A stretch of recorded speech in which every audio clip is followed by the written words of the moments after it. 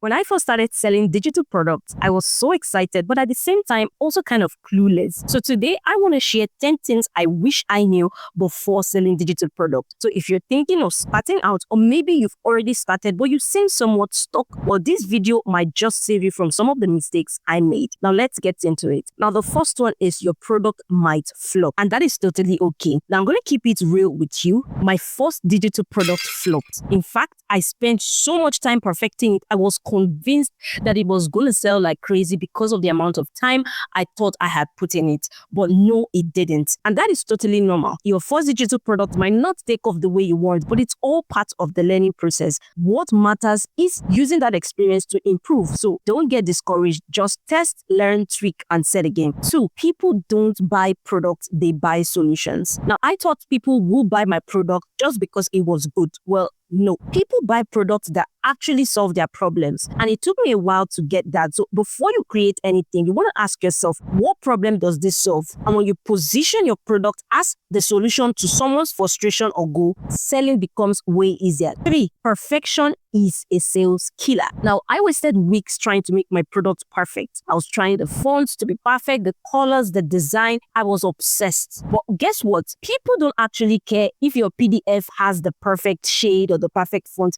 even though formatting is very, very important. They actually care more about the value that you are giving. So you want to get your product out there, then improve based on real feedback. Now, the fourth thing is marketing matters more than the product. Now, this one actually hit me hard because I thought I had a solid product, but it turned out that it wasn't getting sales. Why? Because I wasn't marketing it properly. You could have the best product in the world, but if nobody knows about it, it would not sell. You want to spend as much time marketing as you do creating. It is super important. Now, the fifth thing is pricing can make or break you. Now, I used to think that if I price it low, more people will buy. Well, that doesn't really work that way in the psychology of things. Pricing your product too cheap can actually make people question its value, and it may take more time in convincing people that it's actually of great value. And on the flip side, pricing way too high without enough perceived value would not work either. You want to test different price points and see what resonates with your audience. Now, the sixth one is your audience is everything. I tried to create products for everybody, and it turned out to be a very big mistake. So when you try to talk to everybody,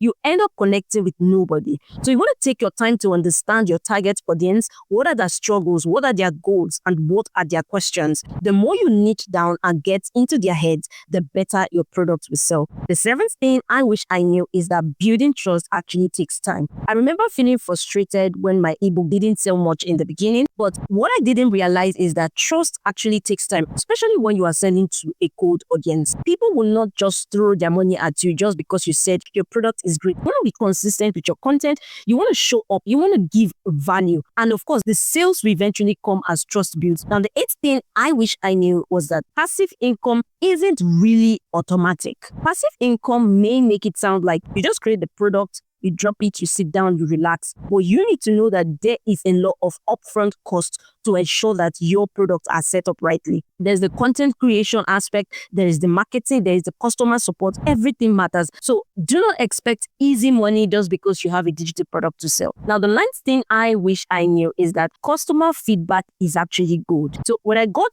my first piece of constructive feedback, I kind of took it personally, but honestly, customer feedback is gold. You want to listen to your customers because they are the ones buying from you, and they are the ones you typically would sell to in the future. So their feedback is super important. What do they love? What confused them? What do they wish you included? You want to listen to them. The feedback can help you improve your product and create better ones in the future. Now, the 10th thing is your mindset is half the battle. Selling digital products can actually test your patience, especially when you have been on social media and you see a lot of people sharing how they made so figures from digital products in so amount of days, and you will be wondering what exactly is going on with you. There will be moments where you wonder if it's even worth it, because I had those moments, but staying consistent, believing in the value that you are offering, and learning from your mistakes will eventually make all the difference. So these are the 10 things I wish I knew before I started selling digital products. And eventually I had to learn this on the way. And I hope you found this super helpful. Let me know in the comments which of these things resonated with you the most. Make sure to smash the like button if you found this super helpful. Do not forget to subscribe and join the family. If you haven't started selling digital products, I'll be attaching a video on